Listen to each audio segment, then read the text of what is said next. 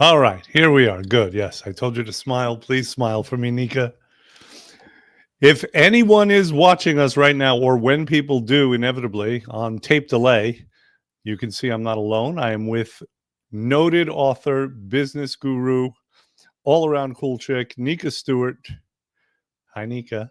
Hello. I just saw the title. Is it possible to be happy? I didn't even know that was our title. So now Well, I'm and we got to get into how that came about, but I'm sorry, what were you going to say? no, I'm hoping I have an answer for you. But good. If you don't, who does? Okay. That's the thing. So here's how this came about. So you and I have known each other for a long time, and we were speaking the other day. You are stuck in Florida with your parents, and many of us have been in that situation before. Yeah. So we were speaking on the phone. I'm going to need a little lead-in time for this, okay? We were Okay, good. speaking on the phone the other day, and I was like, the problem with Florida is that it's full of people who have won in life. They're retired, they have money in the bank, their kids are happy, whatever, and yet they can't seem to be happy. They have to be miserable for some reason and sit around and share their misery with everyone. And the term fetch came up, right? Explain this term for people who may not have heard of it. Fetch, I would say fetch means complain and whine and talk about all the misery. Is that what fetch means? That's what fetch means. You know what fetch means. And I had suggested, I told you I wrote a children's story years ago called The Mayor of Smellyville. And I said, well, maybe that's good for Fetchville as well. And you said you are the mayor. And so this is what came to mind for me. That we should talk. Yeah. No, you actually said I could be the mayor. I didn't claim to be the mayor of Fetchville. Oh, fair enough. I thought when you were commiserating with me, you were fetching to me about your present reality. No, I don't know if that's really true, because I'm not saying that I'm sitting. First of all, I didn't say I was stuck in Florida. I choose to be here. I don't know that there's such a thing. People get stuck in Florida. It's like Guantanamo. Okay. Okay, so maybe I'm stuck here by choice. And I wouldn't say that my parents are like the biggest fetchers. It's that it's the whole situation and being here is the people. I agree with you. A lot of people here are looking for something to complain about when they have such good, happy lives and could really be like, these are the golden years for some of them where they could really be enjoying. Right. Yeah. You got everything that you wanted to get. And now you're in Florida in a subtropical zone. And, it's kind of like you're happy now. Tell yourself that you are and actually be it. But here's what's funny as well. And this is why I'm a huge hypocrite and why nobody should listen to me. Because this idea about Fetchville came to mind, and I thought, you know what? Let me, with the help of my friend AI, write a story. So this morning I do a command, and I'm like, and I'm not going to I could have done it yesterday. I could have done it whenever, but no, I want to do it in like 5 minutes to just show the power of AI, right? So this morning I give it the command to write this story about this place called Fetchville, and this girl who refuses to fetch, and can she lift up the Fetchvillians, or will they inevitably destroy her? And this is your reality right now. So no, I don't mean to throw the Rosenthals under the bus, but so I decide to do this, and I'm doing it, and it writes this great story. I mean, it's really cute. And I say, okay, now generate some pictures. This is a picture book. It's generating pictures. It's doing like one every 2 minutes. And now I know that we have to go live at 10 o'clock, and it's not fast enough for me. So I keep prompting it. So I start fetching at the AI, and AI doesn't care if I'm fetching, which is one of the great things about it. So I keep prompting it. Can't you go faster? Can't you go faster? I got shit to do. So And then I'm like, well, if I X out, like if I close the window, am I going to lose everything? Uh, And so I was afraid to X out. So I've saved everything. And so I think it's going to be okay. But the point is, while all this was happening, I realized that I could be the mayor of Fetchville. I have this miracle of AI that wrote this story in 45 seconds and was about to create a whole picture book. And it's brilliant and it's genius and it's wonderful. And I can't be happy about it. Yeah, it reminds me of, I heard a comedian talking about, this was maybe 10 years ago, when Wi-Fi became, I don't know the exact year, but Wi-Fi became available on planes. So when Mm, you're flying, you could go on the internet. yeah. And it probably was longer ago, but this comedian said he was sitting next to a guy, and all of a sudden they made an announcement: "We're sorry, we're having trouble with the Wi-Fi. You won't be able to connect until we figure it out." And the guy went, "Oh my God, this is the worst thing in the, oh my God."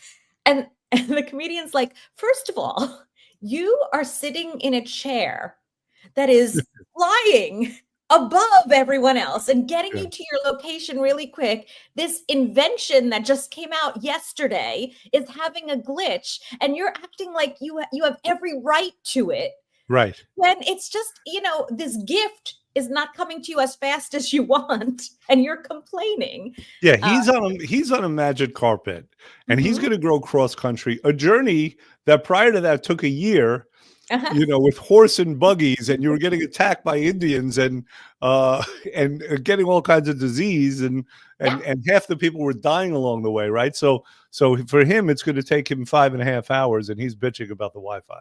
Yes, I get exactly. it though. That's us. Are we just too spoiled, Nika? I mean, do we have too much at our fingertips? Yes. Okay, And we good want night. more. It was nice talking to you. Goodbye. We've Okay. solved it now. Good night. We keep wanting more, and the people who seem to be the happiest, since we're talking about happiness, are the ones who, we can't say, "Oh, you can't be frustrated because you still have this amazing gift in front of you, so you shouldn't be frustrated." Of course we're going to be frustrated. Wait, We're why can't we say that? Because it's an emotion, and if you block emotions, other ones are going to come up that are probably even more harmful to you. So, Fair enough. but instead of saying you shouldn't be frustrated, if you get frustrated and then you remind yourself of all the gifts that you have, because you can focus on the frustrations, which are going to happen, or you can focus on the positive things, the silver linings, all the stuff that's coming out of this frustration. Like, because of this frustration, other good things are happening too. So it depends on what you're focusing on. That It's sounds a little Pollyannish, and I that's know. something I don't expect. I mean, you wrote a book about this stuff we're discussing right now, right? About how to reframe and how to look at things from a different perspective to get yourself out of the morass. Mhm. So it's not just as simple as, okay, focus on the good. You know that. No, but right. And little mini frustrations are just going to happen, and we're not going to convince every human to go, every time you feel a frustration or a sadness, to look on the bright side. I know that's unrealistic, and no one's going to do that. But when something is happening that's constant or consistent and is bothering you in life, and it's going to be there, you can either decide to fight it and make it worse and complain about it, or you can embrace it and look for the good things in it. Because if it's not going to go, like, if you have no choice, there are things we have no control over. Those are the things that we have to look on, like, we have to shift our focus on those things. If you can change it, then change it and Well, shut the hell up. you just pointed out a frustration to me, because my next step after the Fetchville book was going to be to generate an outline for me about happiness, how it relates to control, how it relates to problems, how it's also somewhat a matter of physiology. So I never got to that. Well, and you I'm what do you not mean you never over it. got to that? You I'm started 5 minutes ago. exactly, and I wasn't able to complete, so I'm miserable. But tell me if this sounds familiar to you. Um, we had with my clients when they come in, and they do brilliantly well, most of them, right? And at the end, when they're done with the program, we give them this little survey. And the survey has a question that's our quality control question. And the question is, are you happier, healthier, and more hopeful now than you were before the program began? Now, we use that to staticize it and to know who finished the program, because my attitude was, if a person can't say yes to that, they're really not done. More work needs to be done. And we would have conversations about this with my staff, and my staff would say, but that's unfair. Like, I can't get bonuses based on someone else's happiness, Mm, because there are certain people who just, no matter how well they did, they couldn't like force it out of themselves to be happy. What yeah. is up with that, Nika? You're in Florida. You have a perfect opportunity to study this phenomenon.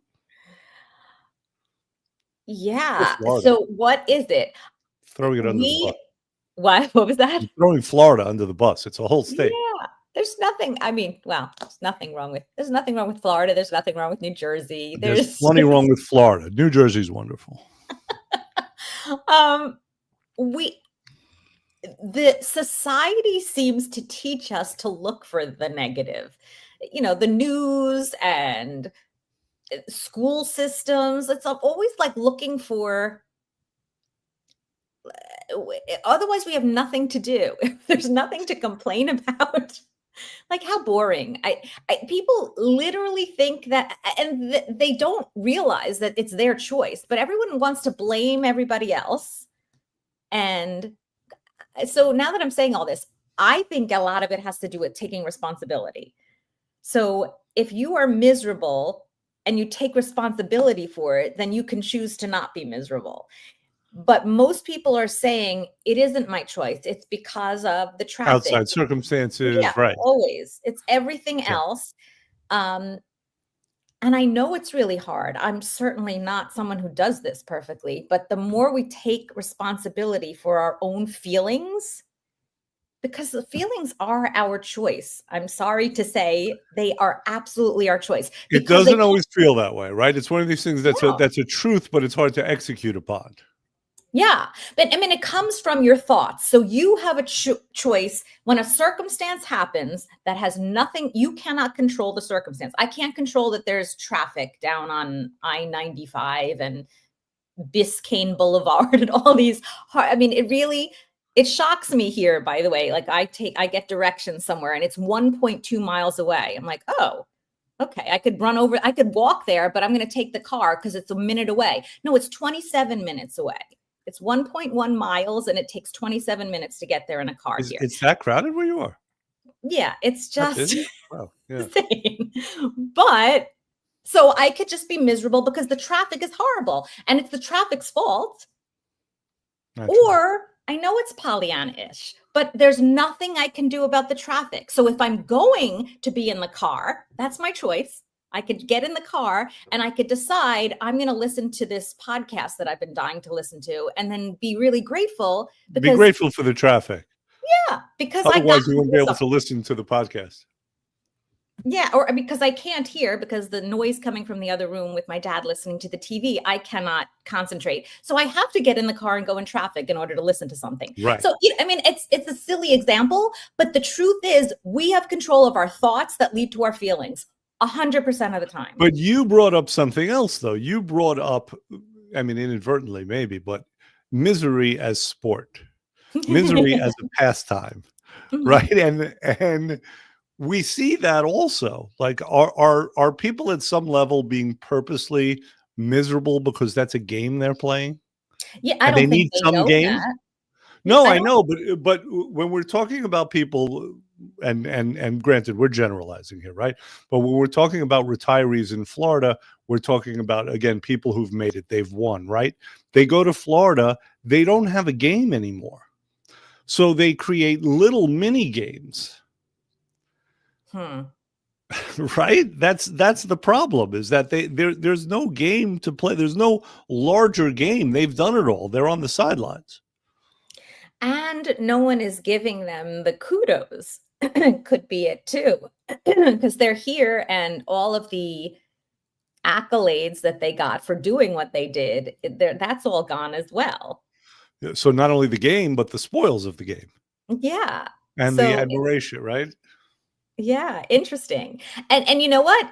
It is a choice. And as you're saying that, it's sometimes people consciously do choose that. I know, because you're not supposed to choose happy all the time. If you could choose your emotions, it doesn't mean happy is always the right one, because happy doesn't lead to the right results in many cases. But it's the one thing everyone insists that they want. You ask a 12-year-old what they want to be. They want to be happy. You ask an 80-year-old what they want to be. They want to be happy, right? Nobody would say, given a choice, I'd rather, be mostly upset and miserable.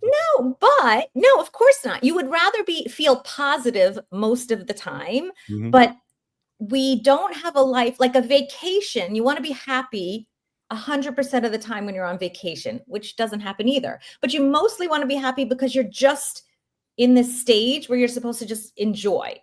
But in life, we have goals, we have objectives, we're going towards things, and happy does not lead all the time to motivating you to take action. Like if I'm happy and satisfied, I don't need to write that email or make that offer and to Right. go On the other hand, why make all the effort if you're only going to end up miserable anyway? And that's where we see people, get into the states of apathy and depression. Like, Yes. why do I even bother? Like, why get off the couch? But let me add something else, and then I would like to, I think, discuss it more, because what I'm thinking now, I'm reminded of a story about a guy who dies. And he dies, he goes up to heaven, and he notices like he could eat anything he wants and not gain a pound. And every day is 72 and sunny, and anything he wants is right there for him immediately. And he does this, and he thinks this is the greatest thing in the world. But as it goes on, he realizes he's really beside himself. And he goes to God and he says, this is horrible. I'm not happy here like I thought I would be. I don't have any problems. And I didn't think this is what heaven was going to be like. And God says to him, well, who said this is heaven? There's no such thing as happiness without problems to overcome. There has to be the guardrail called problems and challenges. There's no light without dark. There's we live in this dichotomous universe. We need both sides of the coin. Who created that? Why is it dichotomous? No, I don't want to go there. But no. You're saying we live in this dichotomous universe, right? So there's a tension immediately set up. Yeah. But we don't want the tension. We want all the good and we want none of the bad. But it's not something we think about when we're just trying to be happy. But the truth is, we don't know happy if we don't know sad. Like there is no. I got it. I know there was a time in my life where I was feeling really depressed, and I was going through a clinical depression and was on medicine. And I remember during that time not feeling. I liked it at first because I didn't feel sad, but I also didn't feel very happy. And I remember at that time. What did you like because you didn't feel sad? The clinical depression, the treatment, like what did you? I missed that.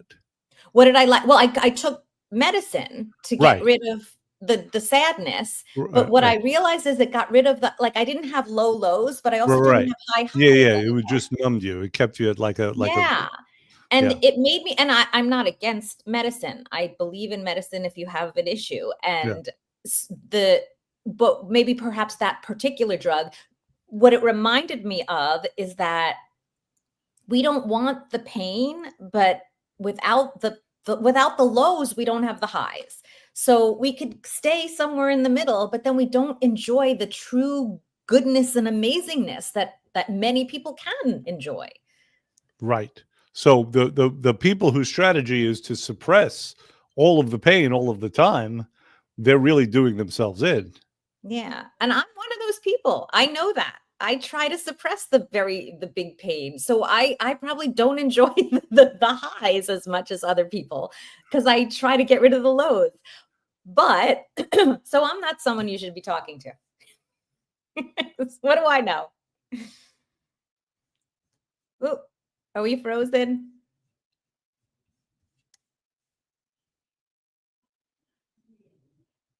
I don't know if you see me.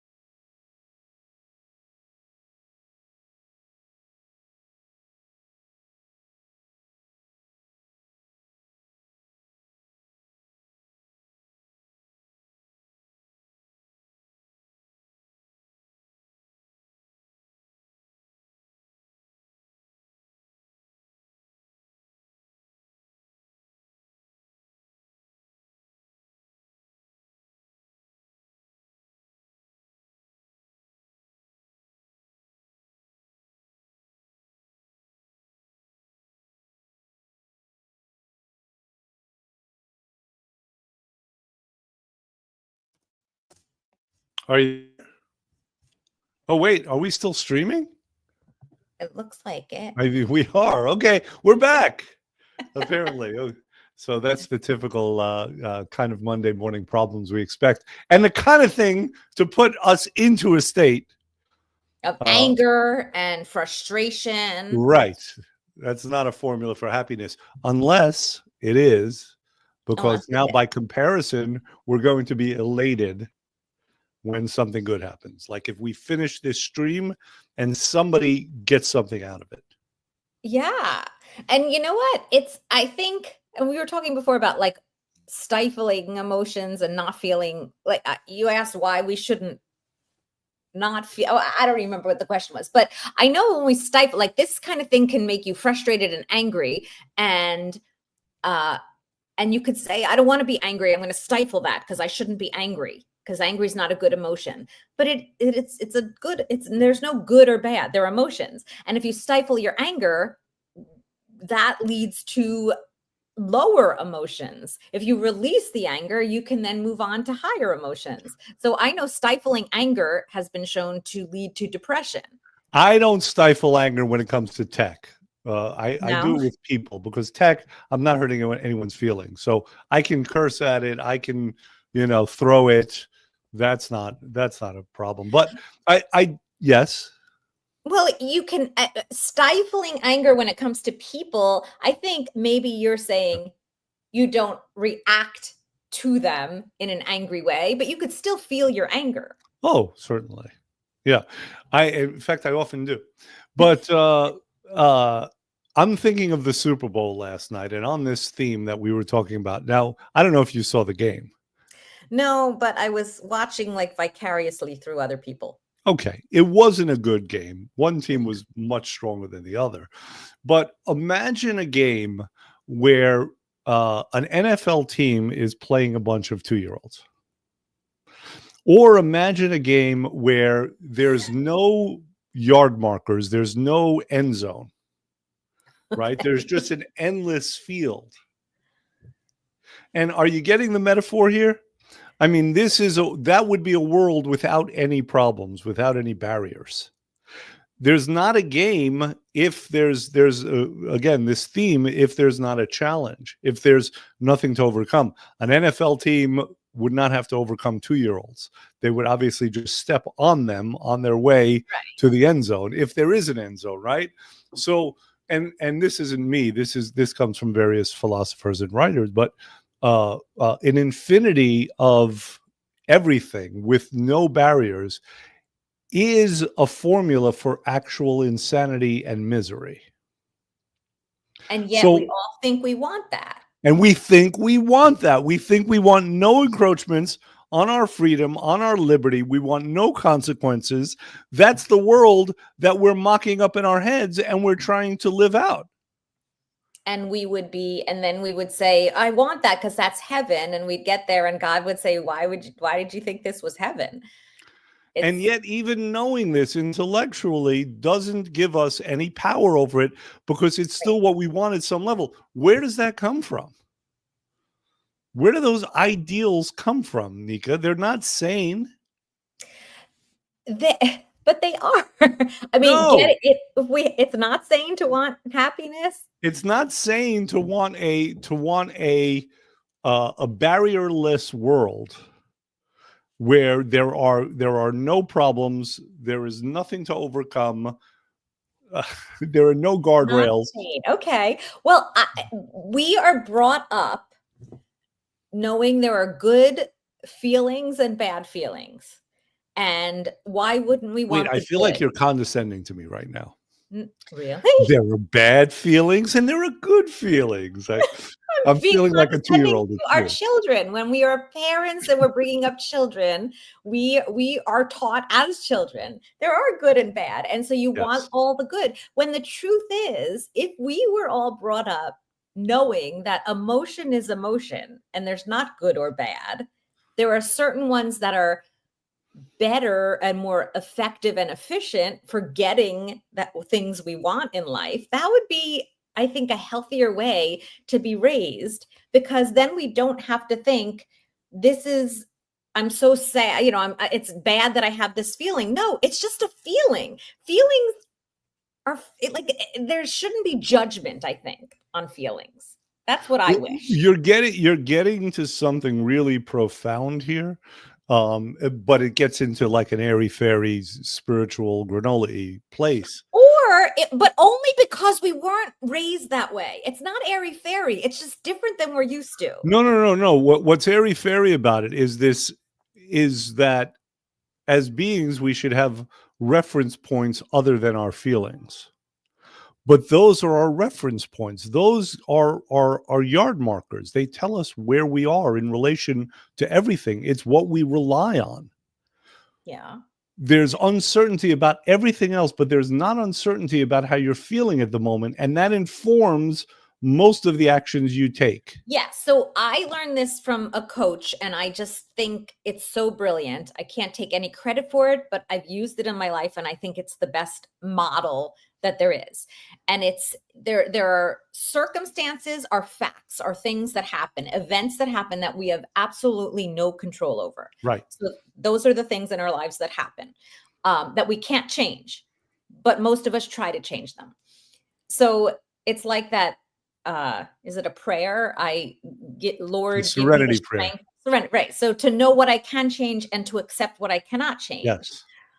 In my book, I go talk about accepting, and then going past accepting to embracing. So instead of just accepting something, if you actually welcome it, but that's not what we're talking about right now.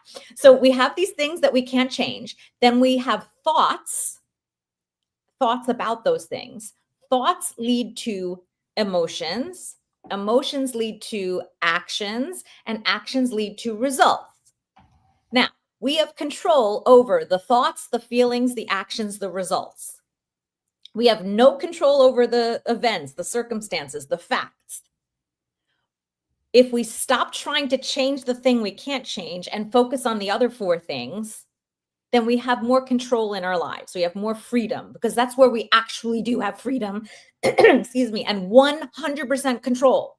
So instead of saying, I wish my spouse didn't do this, because we can't change another person, although we keep trying to. And if instead we choose a different thought when they take this action, we can't change that. So let's choose a different thought, because we want a different feeling, because we want to take a different action, because we want a different result. We have control over that. So sometimes it doesn't start with the thought. Like, I want to make more money in my business. That's the result. That's the one I fit in that. So if I want to make more money, the action has to be, I need to go make more. I need to make more offers to people. Right. In order to make more offers, what feeling do I have to have? It's not happy and satisfied. When I feel happy and satisfied, I do not need to make any offers. You don't want to, right? Yeah, but that's because there's an outside motivating factor, and it's not an internal motivating factor, because there are people who are happy and satisfied and yet are still making efforts towards what they want. No, but they're happy and satisfied and motivated and eager and Yeah. desirous of something more. They are Right. not satisfied like I don't want anything else. They are satisfied and happy and other things. I So have to ask you something, because what we're talking about here is all well and good, but it's all very theoretical.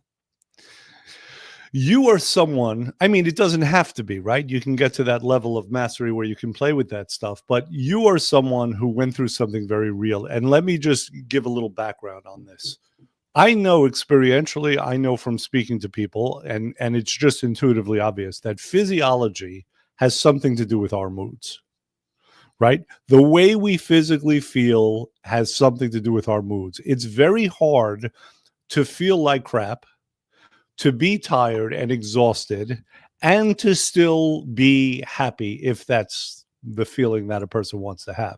It's very difficult to do that. So when people have chronic illness, obviously it becomes more of a challenge. Now, that rule, as we're discussing, is not absolute. But if your life is constant pain and exhaustion and not knowing what the future is going to hold, it can be really challenging. So you're someone who went through breast cancer. I can say that here because you were the most overt person in the world about it, right? Literally writing the book. Um, were you happy? This sounds like a stupid question. When Mhm. you had cancer, I know you embraced it. I know everything, but did it, to what degree, to having a chronic disease like this, to what degree did it affect your happiness? It's a dumb You want question, to I know, answer but quickly? it's not. It's profound and dumb simultaneously. No, yeah, and I know it sounds like a very dumb question. Like, were you happy Hey, when you I had could say it. cancer? You can't. You I can't. I I can say my was. questions are dumb. You can't. Yeah, I'm You asking said you it was questions. dumb. You can't. I know I did. I can. You can't judge my questions. Go ahead. That was a very smart question. Thank you, dear. Um, and the answer is yes, I was happy. Not 100% of the time. Right. There was a period, and I can say it was about 1 week long because I just remember the moments of it where I was feeling hopeless and sad, and it didn't last longer because I realized that I should accept that. Anytime I have felt what we consider the negative emotions, like sad, but when I fight it, it lasts longer. Mm. When I accept it and say, you know what, this is so normal. Of course I'm sad. Of course I'm sad. This is a sad thing. Why am I fighting and trying to be happy when this sad thing happened? I can be sad and nurture myself and say, it's okay to be sad. Of course you're sad. If my friend was going through this, I would say, of course you're sad. Being sad is appropriate and right and good. And the minute I start accepting it, the less sad I become. Were Anytime you in in my life. physical pain? Yes. You were. Okay. So there was about a year where it was physically very difficult, and it's changed since then, but there was 1 year where it was the most difficult. And Here's the problem that I see with chronic disease. Again, another brilliantly put stupid thing. Here's the problem I see with chronic disease is that the associations in our minds come so quickly, right? So every time we're aware of something, every time, let's say there's a pain, right? And the pain is indicative of something. There's a growth in the body, or there's, some other situation. Every single time that happens, the immediate thought is, I don't like this and I don't want it, and I want it to change. So you're not where you're supposed to be. You're reminded of that, and you're in this world of reminding yourself many, many times a day how you're unhappy, in the sense that you just don't have what you want and you want to get out of it. It's like being stuck in yeah. a very horrible place. Yeah, so I can only speak to that I knew, or I was told and told myself that this was going to be temporary, even if it was going to last. So when I started chemotherapy and the side effects started, that's Mhm. when my lowest point started, where I thought, I don't know how I'm going to get through this. This does not feel good. And I Mm. can't, this, like, if this was today, I would lay in bed and feel better tomorrow. I could deal with it. But I was told, the chemotherapy was going to go on for 5 months, and then it would take a few more months to start feeling better. And I thought to myself, I don't know how I can get through the next 5 to 8 months. I don't think I can. Um, but it was still temporary. It wasn't, this is for the rest of my life. So you're bringing up chronic illness and chronic pain. And for me, I was telling myself, I am so lucky that this is going to be over. Whether that's true or not, like, because when you have cancer, you don't know if it's going to be over. But I told myself it was going to be over. Sure. Um, and so for me, that was one thing, knowing that there was an end that I was looking forward to. So I feel like I'm kind of negating what you're talking about with chronic pain and chronic illness, because I told myself it was going to end. But during the time where I thought, I can't get through this, I don't know how, like, I felt hopeless.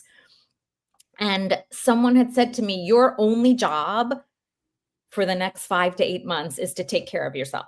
So all the other things going on in life that you normally have to deal with, those are not priorities anymore. Your So you were number given one. you were given a reprieve in a sense. Yeah, and it was just a mindset, because I mean, life went on. I was still working, and I was still momming, and I was still, taking care of a house, like all the things in life, taking care of my clients. That I you didn't have give to up do other anyway. things, Yeah. but they became like I didn't have to stress. The idea that I could take care of myself and be sad and be miserable allowed me to be less sad and miserable. And I think that that's just a cool thing, because again, when we fight the negative emotions, they last longer. Well, let's hit on that, because what I'm talking about and I'm using pain and illness almost as a metaphor, because really what I mean to say is it's any unwanted situation Mhm. that people find themselves in. And and when you're reminded about it many times. So I have people who come to me because they're overweight and they're unhappy about that. So 27 times a day they're looking at a mirror, and then the thoughts immediately go, oh my God, I hate how I look. I can't look at myself. I need to change this, but I can't change it. I'd like to start something, but I have Christmas coming up, and everyone knows in Christmas you have to cook for everybody. You have to eat a lot. You have to drink a lot. Like, it just all comes rushing in. So really, in a way, what we're talking about is the problem of the inability to control our thoughts because our associations are so strong. Yeah, interesting. And you're saying the inability to control our thoughts. I don't think that's true. I think we let thoughts come in, and instead of consciously, deliberately choosing our thoughts. Without And a doubt, it's all an unconscious exercise. I mean, how many of the thoughts you have in any given day are deliberate things that you create, and how many are just associations that Mhm. are given to you or that you create without being cognizant of it? Yeah. So, but since we are like, it's like we could blame our parents for the way we are, because they are, they raised us to be a certain way, and we're mostly the way we are because of what we were taught. But we're adults now, and we have freedom of choice. So we can, even though we have, Says the gal who's living we're with her parents at this stuck very with moment. her parents. But, and no, this is a constant. I don't think we're ever 100% done and free from this, whatever's tied to us. But I think um, this is really good for me, this exercise of being here and practicing what I preach. And it really is good. And I have to think of that. So again, that's my choice, to say I could be miserable for a few weeks here, or this is a really good exercise for me to prove that it is possible to choose our thoughts and our feelings. When is that an embracing, and when is that a rationalization? When is it? Yeah. When you actually feel it. I think I could Okay. rationalize it and just say it to you, but if I actually do feel better than the first day I was here, because each day when I feel the frustration, I remind myself, okay, I'm choosing this, and what a good exercise. I know that's Pollyanna-ish, but it's helping me. You're the girl who refused to fetch. You're the one that I've written about with the collaboration from Rachel, my Oh, good. aunt. I'm the girl. Yay. So you are her. And actually the name that AI chose was Mira, which is not that far from Nika. Mira, N-I-R-A, or Mira Mira. with Change an it to M. N, then it'll be closer. We'll see. We'll see. Okay. Okay, but I could dedicate it to you though. Oh, cool. All right. I love it. The stuff But that we're yeah, go ahead. Continue, you please. know what? I am like, I want to be that person, and I don't want to be a Pollyanna who just sees happiness in everything. That's not the point. I want to be the Pollyanna who sees choice in everything. Because, and in my book, I wrote about this too. There were a lot of times where I deliberately chose anger, not happiness, because happiness was not going to get me an appointment with the doctor who refused to see me and said, I'll see you in 6 months with the cancer that's spreading throughout your body. You can wait. Happiness would have had me say, okay, I'll wait for that appointment. Anger made me call the insurance and the doctors until I got an appointment, which saved my life. So choice is what's important, not happiness. That's my Although in thought. that moment, I'm sure you perceived that you didn't have a choice. You had to do it. Yes. I mean, I didn't know, honestly. I didn't know that I needed the appointment today. The doctors were telling me you can wait. I mean, that's what, they were like, oh, it's not a fast spreading cancer, so it's okay. And I don't have time to see you, so it's okay. I could choose. I mean, most people do, unfortunately. You wait for the appointment, or you make a choice. Like, again, it's choosing your thoughts. My thoughts could have been, what can I do? I can feel frustrated and sit around and wait, or I could feel angry that leads to motivation and not sit around and wait. But it's just your choice. Like, what Nika, is the emotion? I want to take this in a little different direction now Okay. because we have a few minutes left. And I think this is important. Part of our task on this earth is to help other people. The things that you are saying now and the conclusions that you've come to and what you've been able to embody at times, if not totally, are super important and really brilliant and profound, right? But we don't live in a vacuum. We live with other people. I gave you some scenarios about people who we're in contact with, whether they be family or in business, about people who just have a great difficulty being happy. How do we deal with them? Because sometimes that's all we want. We want our clients, for example, we just want them to be happy. They got the product we promised them, but we want that extra thing. How do you deal with that? So my question to you is, when you say, how do you deal with them? Are you saying, how do we deal with living with them, or how do we deal with helping them? I mean, listen, I guess that's our first choice, right? How do we deal with it ourselves? Because our impulse is to want them to feel a different way, to perceive a different way, but then, so we could leave it alone and just say, okay, that's their shit. Let them be miserable in their world. Or we can try to use the things we know to reframe things with them to help them in that way. If they want it. If they want it. So do you ask for permission when a situation like this arises? Are you like, you're kind of miserable. Yeah. Would you like me to help you with that? With clients, I would ask for permission. Like, I have clients who might talk about something negative over and over, and I would say, are you open for feedback? Because I think I may have a better solution for you. With family, I don't ask, which I probably should, but I just go right into it. But here's the thing, some of it is not our problem. I mean, with clients who are paying us, then, I feel it, as much as some coaches say, your responsibility is to give them what you have. It's not your responsibility what their results are. I kind of feel like it is. So right. If they're not satisfied, we should do something about it. We should have a conversation. Now, sometimes their lack of satisfaction has nothing to do with what they've been given. It has everything to do with their expectations, which may or may not be realistic. It has everything to do with the conversations in their mind that, like, oh, I always screw up, or, I'm destined to fail, whatever's going on for them.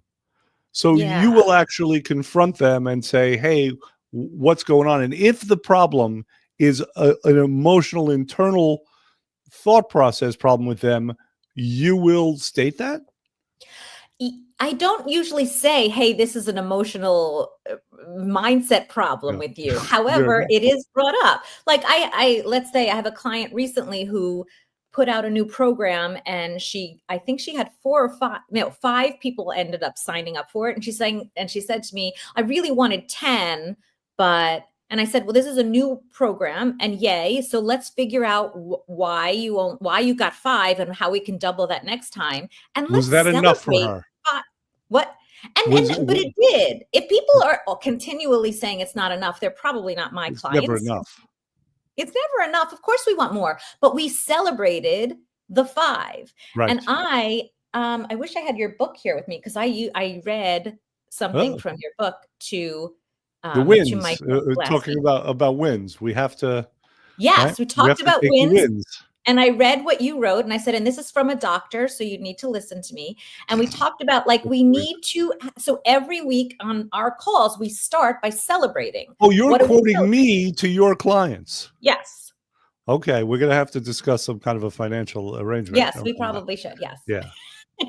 So we celebrate. She got 5 people. She had 0 when she started. She got 5. We celebrate that. Then we can focus on getting motivated to get 5 more people in. But first, But we have did to you ask celebrate. her? Did you have the conversation with her? Where did that expectation, like, how many were you expecting? Where did that expectation come from? The Buddhists, they say that the problem is having expectations that are unfulfilled. Therefore, eliminate the expectation. Yeah. And that can lead to sitting on, being That's right. apathetic. Yeah. So I do think you ask that, them where they get the expectation and what the expectation is? yeah, I didn't in this case. I like Okay. that. But I think usually when we start, the people have a goal. It's usually financially. Like, I would like, this will make it worth it if I earn this much money from the new program I'm putting Sure. out. But yeah, we can get even deeper into that. I like that. Well, let's do it. Next time, have a client on who's got a Cool. particular result, but they get really what they want.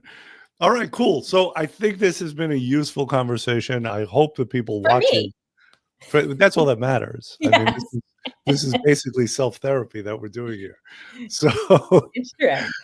so let's end it off. I know you have things to do down there in sunny FLA, and Mhm. I'm going to get to work myself. But let's end on a positive note, which is that pitchers and catchers report for spring training. At least the Yankees pitchers and catchers are reporting tomorrow. Yay!